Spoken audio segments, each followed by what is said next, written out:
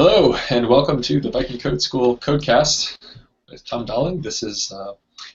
My name is Erik Trautman. I'm the founder of Viking Code School, and this is a weekly conversation with developers, software engineers, product managers, project managers, anyone from around the technology industry who is doing really cool stuff and who we can learn from about the role and the job of being a software engineer.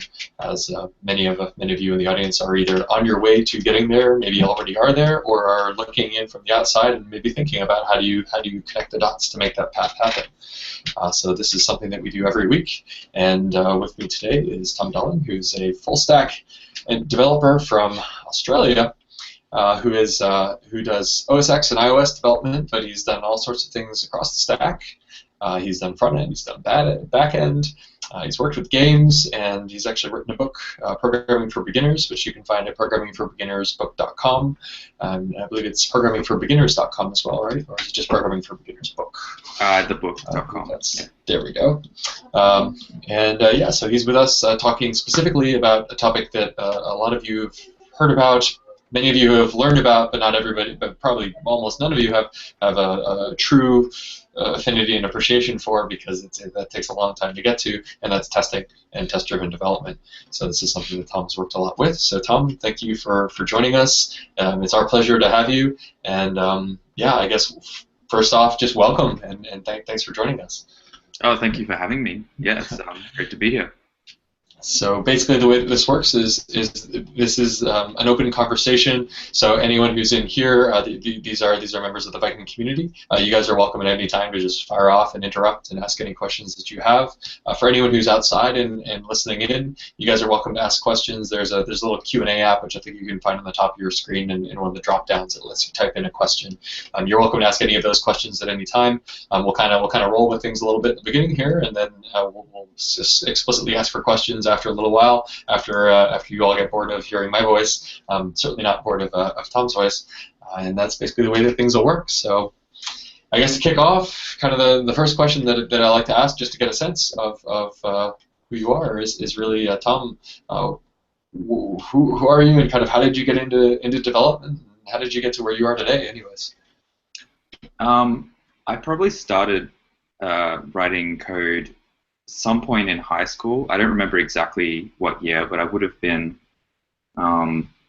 about 14 or 15-ish. My dad was doing an IT degree at university at the time, and he had like Visual Basic installed on the computer at home, so I'd play around with that. Wrote some just like annoying things for usually just to share with my friends at school, and that's sort of what encouraged me to actually pursue it at university. So once I left high school, I did an IT and business degree at a smaller university in Australia, and since then I've just been a professional programmer. The first job I got out of university was doing desktop OS X stuff. Before that, just like part-time stuff during university, I was doing PHP web development back in the bad days of PHP. Does that mean that we're in the good days of PHP now? Well, I don't actually know what the PHP days are like at the moment, but I hear it's a lot better. I hear it's better. But back when I was doing it, it wasn't so fun. And yes, so I've always been interested in the website, and I've been using Ruby since university, not always professionally, but for the last 2 to 3 years I've picked it back up again. I've been doing web stuff, like web with Ruby, the back end, and mobile apps for the front end. And that's basically me up to this point. So I guess before we dive into the explicit testing stuff, what was it that ended up getting you into Ruby, and how did you find the transition into Ruby from the previous environments that you've been working in? You said Visual Basic, and of course working in OS X is fairly different. Yeah. Well, Visual Basic, I started with that, and even back in 2003-ish when I was using it, everybody was saying it was a terrible language, blah blah blah. So I switched to C pretty quickly. There was like a C++ and C period there. Then in university, we did Java and C++, but that's where I started doing Ruby. So I'd had Visual Basic, C++, maybe like dabbled with Python and PHP experience at the point that I picked up Ruby. So I have been using it for a long time. Even before I had ever even seen Objective-C, I already knew Ruby. But coming back to it after quite a few years only really doing Objective-C development, it was interesting. I liked the direction that the language had taken. There's certainly a lot more stuff like bundler. Bundler was not really a thing when I started, and it's just fantastic now. I love bundler. The language is quite a bit faster as well, and it's just I was like quite pleasantly surprised to see how it evolved over the years. But it wasn't too hard to pick up again. I sort of knew what I was doing already. So one of our focuses for today is around testing and specifically testing in Ruby. Had you been doing a lot of testing prior to getting back into the web? Not a whole lot. We did have some level of testing in the OS X app land, but interfaces like graphical user interfaces tend to be pretty terrible to test, like very difficult to test. So the testing was patchy at best, probably around there. But coming back to Ruby, to go back to what you were asking before, one of the things I did notice coming back is going from a working predominantly in a statically typed language, moving to a completely dynamically typed language. You write more bugs. So I'd start writing and more bugs would pop up, and it was sort of, I relearned again, like why testing is important at that point. So yeah, after a little bit of that, you start writing a lot more tests, and yeah, I did have to pick up the testing when I switched languages. So that's actually a really good segue into kind of the logical next question, which is, why is testing important? Why should developers who are learning to become software engineers focus a lot of their energy on testing? So when you write stuff, it's easy to write code, right? So it's easy just to bang out stuff and be like refreshing a browser or clicking around in an interface to see if it works. But when you send that out to thousands of clients, they're going to use it in a lot of different ways that you wouldn't naturally have tested, just clicking around and things like that. So you end up with what I like jokingly refer to as customer-driven development, where you send out this buggy thing to the customers, they complain back to you, and then you fix it and send them out a new one, which is not a good way to develop software. It's you're using your company's reputation as a way to get quality software, which is not what you want to be trading off. So ideally, you want it to just be working all the time when you send it out, and you really need automated tests to make that happen. So how is the environment for testing? You mentioned bundler coming in. I think that's actually probably a pretty big milestone for also being able to pull in a lot more gems like testing frameworks and things like that. But how have you seen the evolution of the tools at your disposal for doing testing? How has that occurred since you sort of began adopting that as a necessary portion of your own workflow?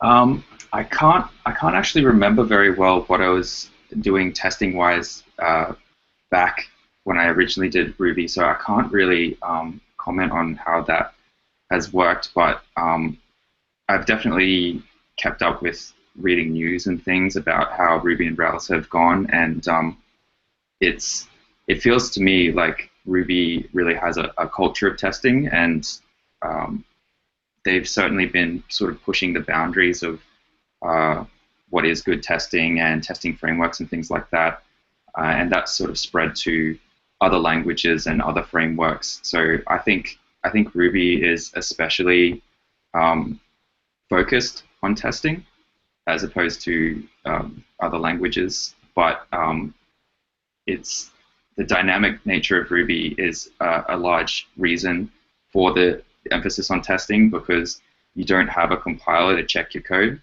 You can just write in heaps of bugs and run it, and it might run fine most of the time until you do this specific thing, and then it crashes. So testing, you need testing to pick that up, whereas a compiler might have picked that up for a different language. All right. So one of the analogies that you've used over time is the sharp knife. Do you mind kind of describing what exactly that is, and how does that fit into the idea of testing? Yep, sure. So that came from actually DHH, the original creator of Rails. He said that they provide sharp knives. So Rails gives you sharp knives, and if you don't use them responsibly, that's not their fault, kind of thing. And the analogy is that, so if you look at professional chefs, they don't use blunt knives, even though maybe that's safer. Like, they might not cut themselves as much if they did use blunt knives. And the reason why they use sharp knives is because it makes their job a lot faster. They can just get things done way faster with a sharp knife than with a blunt knife. It's easier. They don't have to put as much effort into cutting things, and it's probably also a bit more fun. It's no fun hacking your way through something. It's nice if it's just like slicing through air. It's more I don't know what the word is. It's just more ergonomical. It just feels better. And Ruby's kind of the same way, in that it lets you do basically anything. It doesn't try to stop you from doing bad things, and you can certainly write terrible messes in Ruby.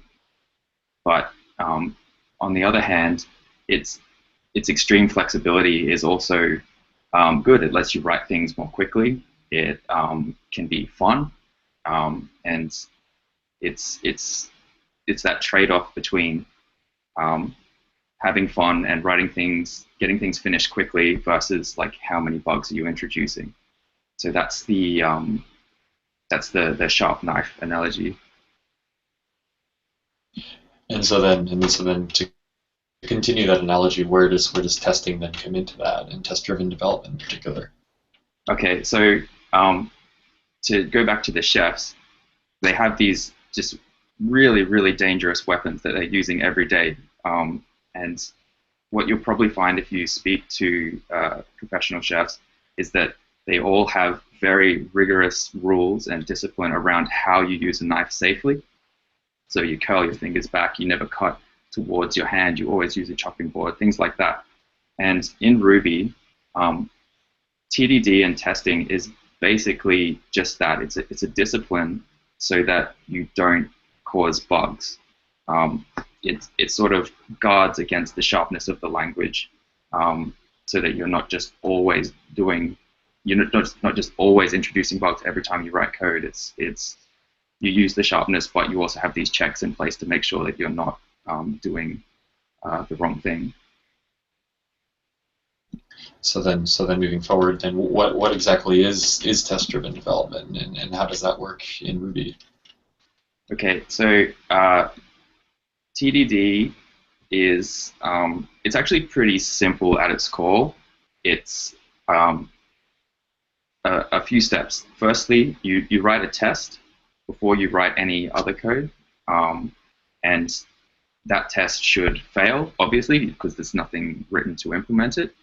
Then you go and implement your code that meets the test, and then you run the tests again, and the test should pass, and you just keep repeating that. And the emphasis is on you have to write the code for the test before you write the code for the implementation. And that's the core of it. There's a ton of more complicated stuff to it, but at the core, that's the three things: the red, failing test; green, passing test; and refactoring after that is the core. And so why is that useful? There are a few reasons why writing the test. So TDD is usually compared to other types of testing And the difference is that in TDD, you write the test before the code. In other types of testing, you write your code and then you put in the test afterwards to make sure that the code works. So that's the main difference, is whether you're testing first or last.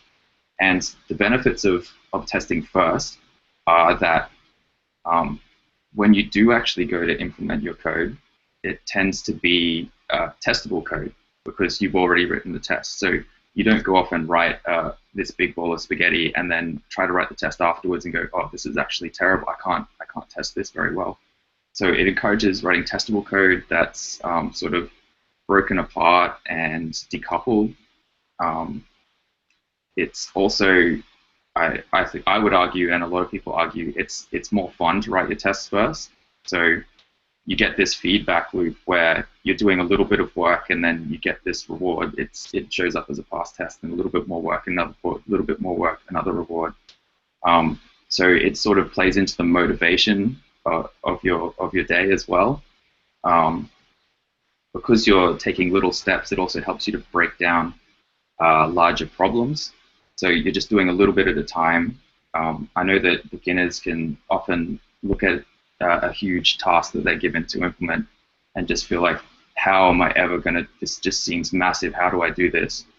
And I think TDD helps in that regard, because you're just taking a little bit at a time. You're making just this one test pass and then another test and then another test, and it just helps you to get going with larger tasks.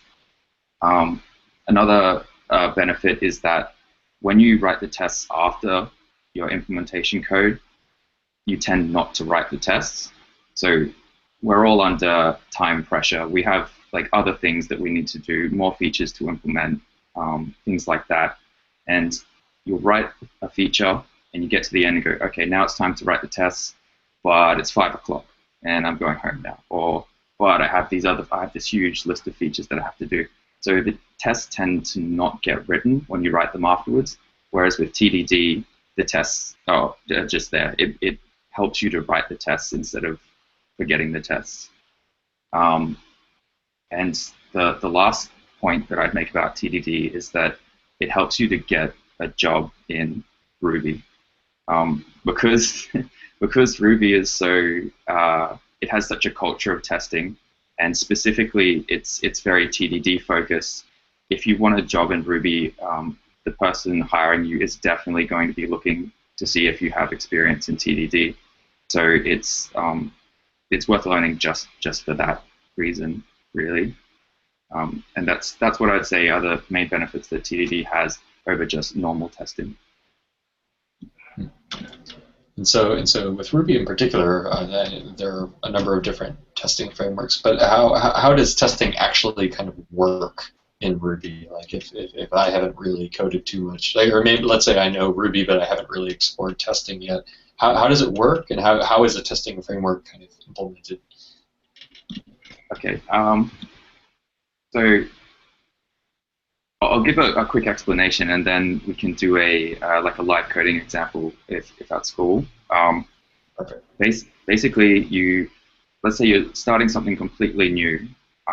You open up a test file, and you write a class that has certain methods in it, and those methods will be automatically run by the test framework. So you start a new file called foo tests, and I write in a test for foo. Then I run it, and it will say, okay, this crashed, it didn't work. Then I open up the actual thing that I'm writing, foo.rb, and I start writing it to make it pass the test. And then you're flicking back between the test and the implementation as you're going. So that's like the quick overview. Should I jump into like writing some code at the moment? All right. We love code. Let's do it. Let me just share my screen here. Again, while you're setting that up, just a note for everyone else, you're welcome to interject and ask questions at any time. This is not a bad time to ask questions. Also, if you have questions for us, we have the Q&A app as well. If you're listening and viewing on the side, so I'll be able to kind of access those if you can ask them there. So open season on questions, dive on in if you want. Otherwise, we'll dive into Tom's demo. Okay, so I'm hoping that everyone can see my terminal here. And I'm going to start completely from scratch. I'm just going to open up Vim. And the example that I've sort of prepared for today is a binary converter. So it's going to take in a string of zeros and ones, and it's going to tell you what number is that. So it's a pretty simple functionality. It's already built into Ruby, but we're going to pretend that it's not built into Ruby just for the sake of showing things. And yeah, so I'll get started by opening up a file called binary-test.rb. This is going to be where the tests live. And I'm going to be using a test framework called Minitest, which is, I don't think it's built into the Ruby standard library, but it's definitely the default test framework in Rails. There are RSpec is the other popular one, but I think Minitest is just a bit simpler. Then I'm going to require this file that doesn't exist yet. It's going to be called binary.rb. Make the test class. It's a Minitest test.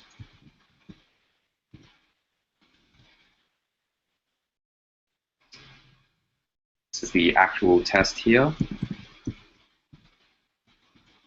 And now we write the code that we sort of wish we had. So in this case, I'm just going to make up what the interface will be.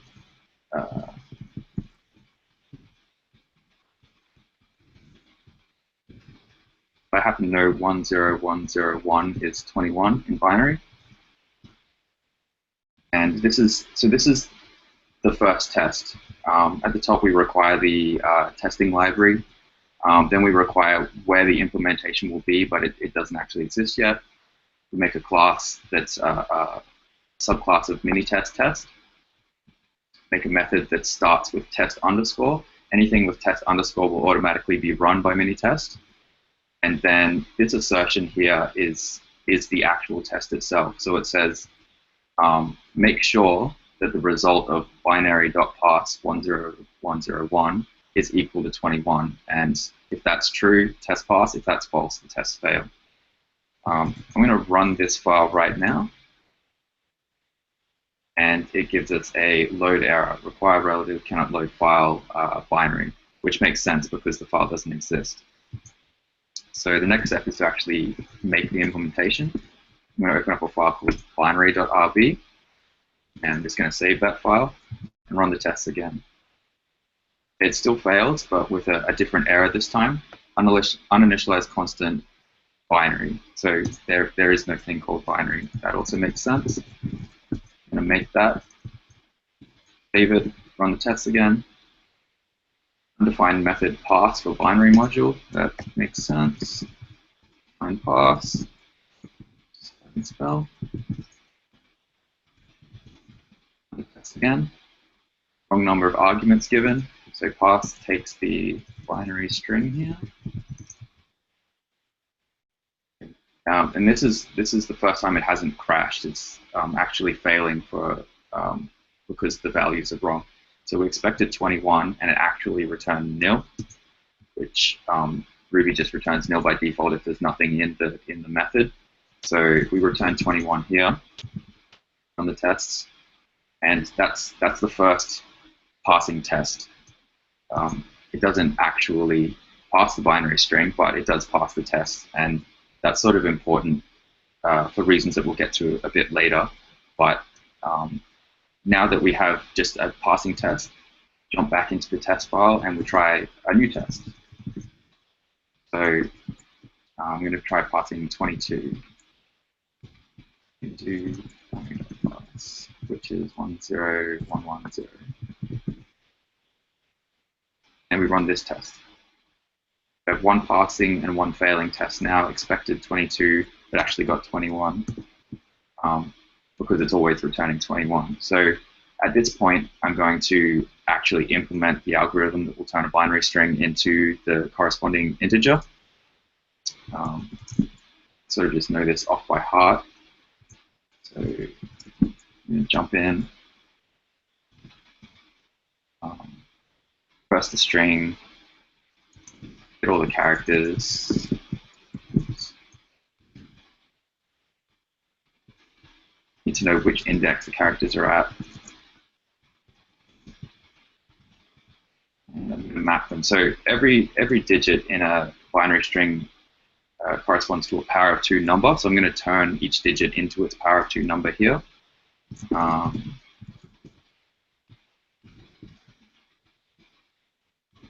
2 to the power of order. It's not super important, like algorithm. It's mainly just to show that it will pass the tests at the end. And then after each digit is turned into its power of 2, just add them all together, and that should theoretically be the correct result. Run the tests again, and now I have 2 passing tests, which says to me that this algorithm is actually correct. It's pretty good for a first try. I think it's my third one. I practiced it twice yesterday just to make sure it was going to work. So the idea with TDD, you'll often hear the phrase red-green refactor, and that's just sort of what I showed then. Red means you have a test that fails, and it's important to have a failing test before you have a passing test. Then green is you write the implementation to make the test pass, and then we'll get to refactor in a second, but I want to show you why that red step is important.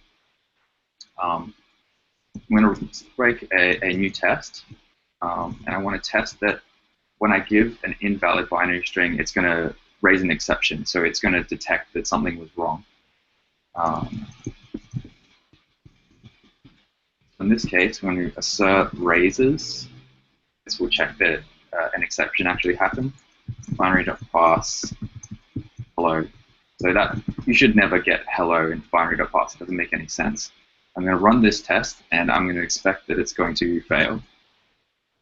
And yet it doesn't. I've got three passing tests. And this is the reason why the red step is important. It's because this is failing, but not for the reason that I want it to fail.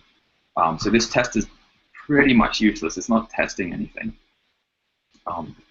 And to fix this up, to make it fail before I actually implement it, I'm going to put an extra assertion on this and make sure it has the message that I expect. So I want this to say invalid binary string in the message exception. So if I run this now, it does fail, and it says that it should have been invalid binary string, but instead the error message is invalid value for integer and the letter O. But way down here in the implementation where I do integer digit, that's what's throwing the exception.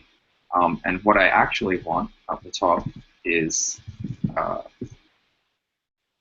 want to make sure that the binary string is correct before I even do anything. So now that I have the failing test, I can write that code here. I'm going to do that with a regular expression. It says it has to have 1 or more zeros or ones. And if it matches that, if it doesn't match that, we'll raise argument error invalid binary string. Okay, and now it's passing again. So the fact that the test didn't pass the first time indicated there was something wrong with the test. And now we fix that, and we have exception raised how it's supposed to be raised. The last step of red-green refactor is the refactor step. With these 3 tests in place, I can change how this is implemented now, and I should be able to tell if it's working or not. So if I'm looking at this and go, oh, that looks kind of inefficient, I could probably do that in a more efficient way. I can just delete out the implementation and start again. I know that I can do this better using bit shift operations, which I'm going to do now. Get each character and reduce it.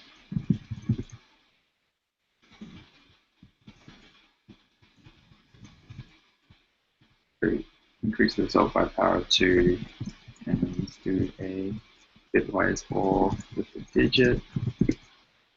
And I've done this multiple times, so I should know exactly what I'm writing. And all the tests still pass. So I have confidence that even though I've swapped out the implementation for something else, it's still doing what it's supposed to do, instead of maybe it works sometimes, maybe it doesn't. And I'm actually kind of a little bit surprised that worked first time, so I might just change a little thing, run it again. It's failing, so it's all good. The tests aren't lying. It's all working well. So that's the if something passes the first time, you should always try and break it. Yeah, definitely. And that's I've seen other people do this as well. It's not just me mucking around. It's a legitimate thing that you do. If you pass too easily, that is probably an indication, or it could be an indication that something's wrong with the test. So definitely break the test on purpose and make sure that it's working. So this is the last step of red-green refactor.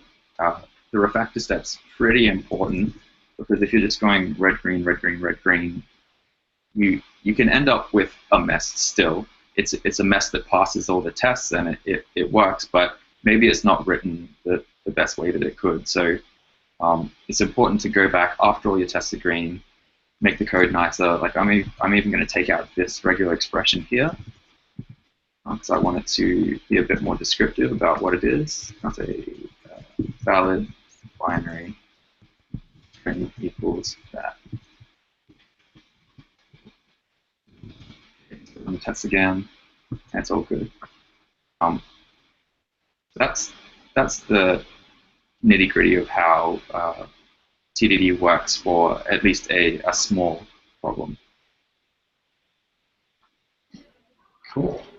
Does anybody have any questions about the code in particular before we kind of move back into the conceptuals?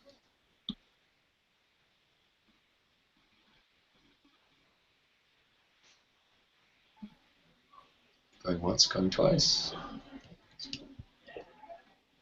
So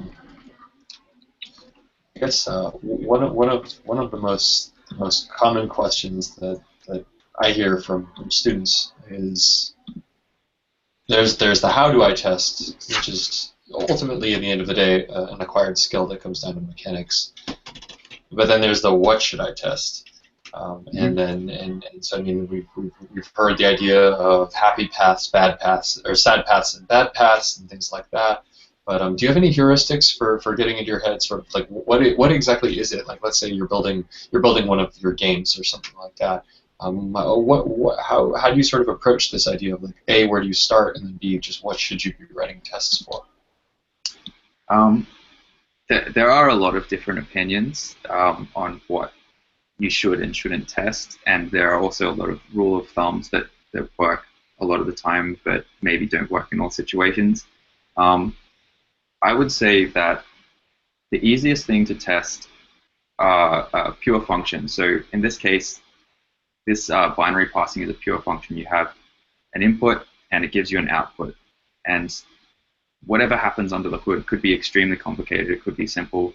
Those are just really easy to test, and you probably should be testing those. Like, no question. It's just they're testable, so why not? Other things like games in particular, they tend to be actually very difficult to test. A lot of the stuff. I have seen, Valve, a pretty popular game development company, I have seen them do testing where they're porting a game from Windows to, say, Linux, and they run both versions simultaneously. They'll have a Windows machine and a Linux machine, and they'll be running both games hooked up to just one keyboard and mouse, and they can see both games, but they also have a window in the middle that's the difference between the game on the left and the game on the right. So it will show up any tiny little, like, are the colors wrong? Is this object in the wrong position? Things like that will show up to the developer. That's sort of an extreme end of testing where you're trying to get pixel perfect rendering. But in general, interface stuff like that, like a game, things moving around on a screen, tend to be really, really difficult to test. And you'll probably find in the games industry that they don't care about testing that stuff at all. They usually have, well, not automated tests anyway. They'll have QA people who will play the game nonstop trying to find these bugs, as opposed to writing automated tests like we just did then. So, so one factor about choosing what to test is how easy is it to test. If it's easy, then definitely do it. If it's difficult, I mean, you got to weigh up whether the cost of testing it is going to be worth it to you.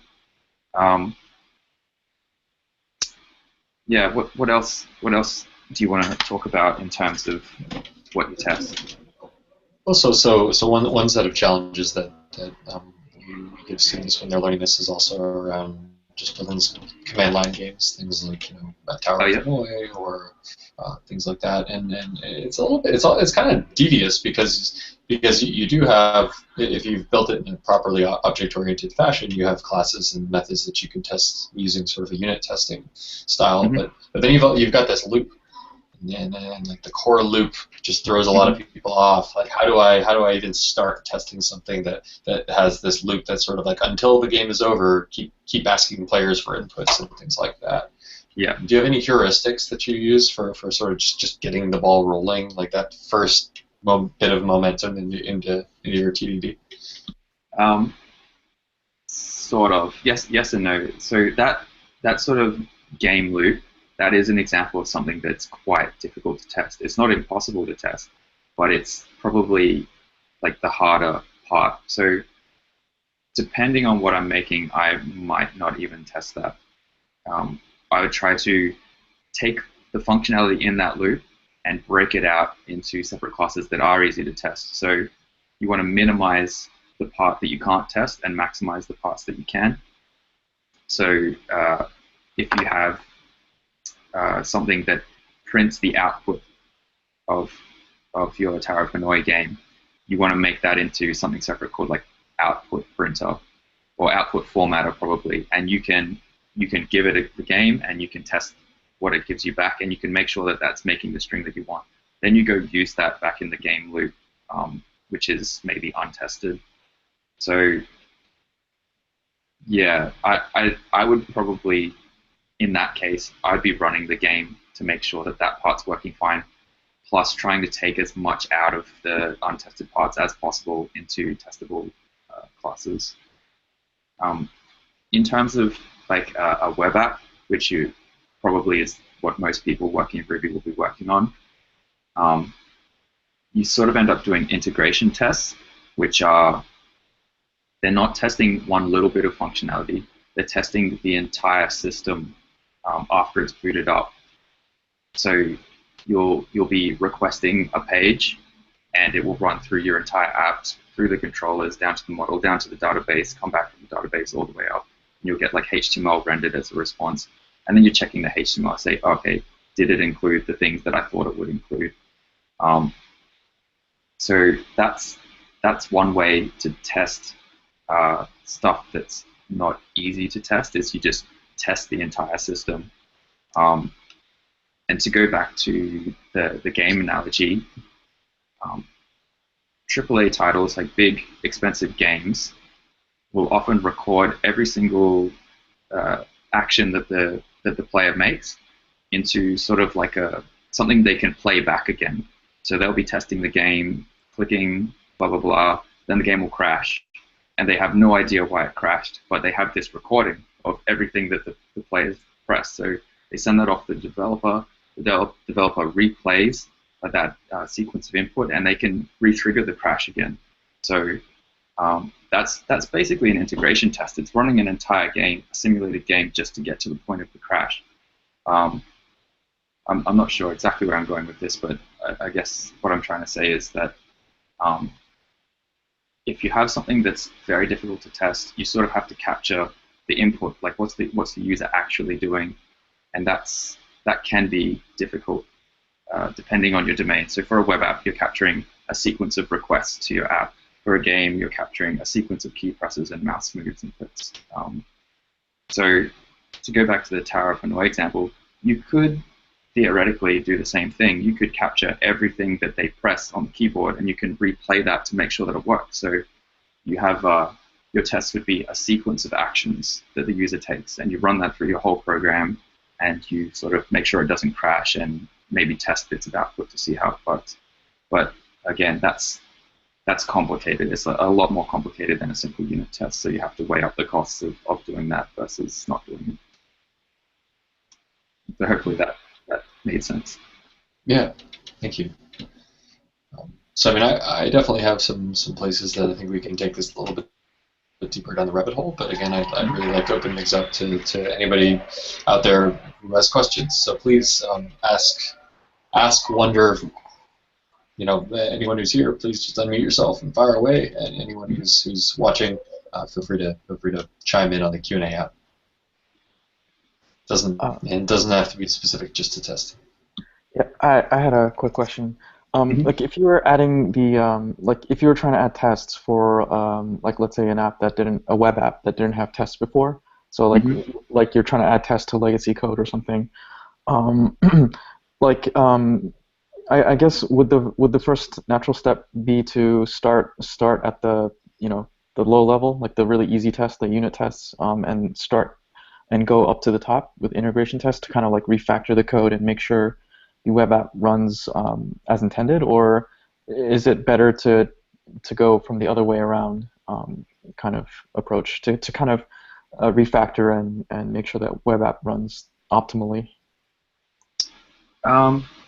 It kind of depends on what you're doing with the web app. So if you're changing existing functionality, you probably actually want to start with an integration test, because you're not going to be able to test the small parts very well, but you do want to make sure that when you make a change, you're not breaking things. So you probably want to write a test that tests the current functionality, then you make your change, and then you run the tests again to make sure that nothing broke. So coming to a large project without tests, integration tests are pretty important, especially because you don't know the code base. You'll probably break a lot of things as you're starting. You can pick smaller things. If you are actually working on a smaller subsystem, then making unit tests down at that level is totally fine. But then again, you don't know where that unit's used in the entirety of the app, so it gets complicated again. So whether to start from integration or from the lower level, I think integration gives you better confidence that you haven't broken anything. But I mean, if you're trying to increase the test coverage of your app and you don't know where to start, it's totally fine to write the lower level tests. If you want everything to be tested eventually anyway, those are going to have to get written. There's nothing wrong with writing those tests. Hopefully that helps. Cool. Yeah, thank you. Awesome. Any other questions? I have a question. Am I audible? Yeah. Yeah, good. So, yeah, my name's John Kosmicki, by the way. It's nice to meet you. And just you're bringing back parts of the curriculum that we dwelled on a while ago. And forgive me, I may not remember these things quite as well as during the time when we were explicitly working on them. But if I remember correctly, my biggest issue wasn't that, like, I really didn't understand the test as much as the fact that I didn't understand the problem, or I didn't understand the application, didn't understand the function of what I was trying to build. And so it's like I would have this idea of the red-green refactor, and it's like, oh, that's cool. It just works just like you demoed it. Everything's going to be peachy and so on. And then when I do it, it always ends up like something like I write the test or I write the function, and then I realize it's like I really don't want that function. I really want this other function instead that maybe tweaks something a little bit different or returns a little bit different value. And then the test that I had, really, the explicit test isn't necessarily that important, except for the fact that now I know that I have to write this other function instead, and it really doesn't quite fit into the red-green refactor methodology. Am I doing something wrong, or maybe I'm just forgetting kind of the way that turned about? But that always seemed to be kind of, it's like you want to use the test to validate your code, but if you don't understand what you're trying to do well enough, then your tests are bad too. At least that's not meaning to be too negative about it, but that was just sort of the problem that I kind of ran into. Yeah, definitely. I know exactly what you're talking about, and I have a resource for you that you'll probably find very helpful. Please. I don't know if this goes in the show notes or whatever, but it's a series of videos by Justin Searles called "My Favorite Way to TDD." We'll probably link to this afterwards, but basically, yeah, that is a problem with classical TDD. So you have to write the test before the code, but what if you don't know what the code does exactly? That's a pretty common problem. So in the example that I just gave, like why did I use a module instead of a class? How did I know how to use the regular expression? How did I know to raise an argument error? That sort of thing. There's nothing really about TDD that informed that. That's just my experience speaking there. Like I knew how to design it before I wrote the test, basically. There's no good answer to that. Like there's nothing that's going to fix all those problems overnight. It really does come down to studying sort of architecture and design and coming up with your own sensibilities about what's good design and bad design. And yeah, it's the thing that I've linked to by Justin Searles. He talks about classical TDD as not really talking about design, and he has his own sort of style that he calls discovery TDD, where you actually start at the top level. So you start writing code not knowing exactly what it does, but it ends up working out. So definitely go and watch those videos, give it a try for yourself. It may help you with that specific problem. But yeah, I know exactly what you're talking about, and it is a really common thing. Hope that helps. Yeah, that's perfect. I'm trying to see. I don't want to take this offline, but I take it this is going to go in Slack chat or the YouTube chat or something. We'll put it in the transcription. Yep. Justin Searles, by the way, is he's sort of I really like his approach to TDD. He has very pragmatic, sort of no nonsense, a bunch of videos. You can find him at testdouble.com, and he goes to like various Ruby conferences and things and gives talks. So I think his perspective on TDD is very good, and I would definitely recommend checking out all his stuff. Cool. Any other questions from anyone here or viewing at home? I guess we're all viewing at home, but.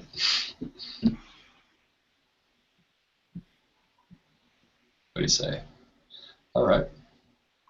Well, I think kind of going over the hump from practical TDD to conceptual and beyond. I think there have also been there have been pros, and there are certainly pros to TDD, but there are also some criticisms thereof. Do you mind kind of talking about some of the downsides to TDD, which I guess actually is probably not a bad transition from that last question, and some of the iterations and variations on it. Yep, sure. So in the Ruby community, TDD's almost taken on like a religious aspect in that it's everywhere, and some people even see it as it's the only way to do things, and it's always right, and it never fails, which I don't really like. It's TDD is just one tool in your tool belt. Testing first is good for certain things, and it's okay for others, and maybe even bad for other things. So to talk about a couple of the criticisms, the first thing that I came up with is actually just what you talked about. TDD is often used as a substitute for design and architecture instead of actually thinking up the design and architecture before you start writing code. And this kind of stems from you're doing a little bit at a time. So you write a little test, write a little bit of code, little test, little bit of code. Over time, that builds up into something. It's sort of an evolved system, not a design system. And that evolved system might not be, it might not have the best design. It might not have a design that's as good as if you had to sat down and worked out what it was supposed to do before you started writing the tests. But classical TDD does encourage you to not really think about that. It's just like do a little bit, do a little bit, do a little bit. That's the result. Another thing that I've sort of noticed is that in the beginning, when you start testing before you write the code, it's sort of a revelation. Like the experience is really good for beginner to intermediate programmers if they've never done it before, and it makes the code that you write better. You're just more motivated to work. It's just like it's really good. After you've done it for a few years and you're used to it, it's comfortable. You can actually stop testing first, and you basically write the same code anyway. So the advantage is in sort of what you learn from it in the beginning, and then once you've got that advantage, it's not useless, but its importance is certainly diminished. I was watching a conference talk from one of the original signers of the Agile Manifesto, and he said up on stage that he was a devout TDD follower, and now he just doesn't. And he noticed that there was no real decline in the quality of the code he wrote when he started writing the test after compared to before. And I think that really does come down to once you've learned the lessons, testing before isn't as important. It can also sort of lead to over-testing, where you try to test literally every single thing in the system from multiple angles. Tests aren't free, so they take time to write, they take time to run, they take time to maintain when they break. So you can write too many tests, definitely. And there's a lot of different schools of thought on how to not over-test, or what should be tested, what shouldn't. And you kind of got to develop your own personal preferences there based on experience about should I test literally everything, or should I test nothing, or where's the balance in between that's good for this project that I'm working on at the moment. The red-green refactor rules, just to move on to another criticism, the rules red-green refactor, that's the core, and that's like it's nice pithy way to explain it, but TDD is actually really, really complicated. Like there are so many different opinions and rules. Like just to go over a couple, some people say every single test should follow the pattern arrange, act, assert, which is like a way of writing your tests and comping code together. You should only have one assertion per test. You should only write the absolute minimum amount of code to pass a test. So when you notice when I did my live example, I made the function just return 21 because I knew that's what the test wanted. That's actually something that it's a rule that people follow, and they think it's good because they go, well, if you can just return 21, why don't you return 21? Like if that fits the test, then that means your tests aren't good. So it forces you to go write another test that makes it break. We haven't even touched mock stubs, doubles, spies. These are all they're sort of fake objects that you test against instead of testing against real objects. So let's say you're testing something that goes and makes a tweet on Twitter. You probably don't want to actually go and make a tweet on Twitter every time you're running a test. So you make a fake object, a test double that pretends to be Twitter. Those are, again, really, really complicated, and everyone uses them slightly differently. There's spiking, which is I don't know exactly what I'm writing yet, so I'm not going to test first. I'm just going to write a bunch of code, see what works, then I'll probably scrap it, and then I'll go back and start doing TDD again. So there's rules about when can I spike? Is this actually spiking, or am I just writing cowboy code with no tests? Like, it's complicated. And if you just tell someone, oh yeah, it's just red green refactor, it's easy. It doesn't cover any of that stuff. Like you'll spend years refining how you do testing, and some of it's going to be TDD, some of it's not going to be TDD. But I wouldn't get too wrapped up in that you have to test everything first. You know, just try to get as much influence from people as possible, and try to just keep the things that work and throw out the things that don't work. And that's just something that takes time. All right. Well, I think that's actually we probably have time for one more question here, and then I think we're probably good to go. And we have one in the chat, which is which testing framework do you find most effective? I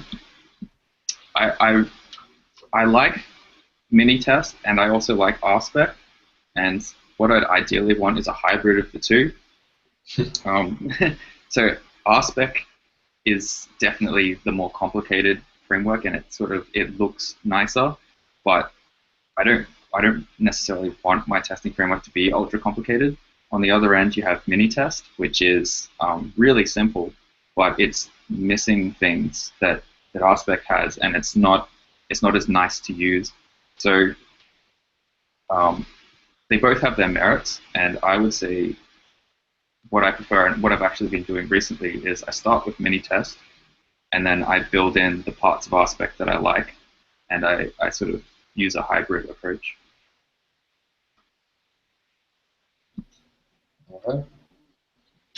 Well, I think that's all we have time for tonight, or this morning if you're in Australia. So I guess I'd like to say, first of all, thank you, Tom, for joining us. Thank you, everyone else who's been here. And Tom, how can they find you on the web and kind of get in touch with some of your projects if they want to? My main blog is tomdalling.com. I have a short book for people who have never programmed before. So this is people who don't know what a variable is sort of level. And that's programmingforbeginnersbook.com. And more recently, I've started writing about Ruby on a website called rubypigeon.com. So expect to see articles coming out sort of fortnightly-ish, or maybe a little bit more frequently there. All right. Well, thank you so much for joining us, everyone here. I hope you guys all will join us again next week. This is the Viking Codecast, Viking Code School, signing off. Thanks a lot. Thank you. Thanks for having me. Thanks so much.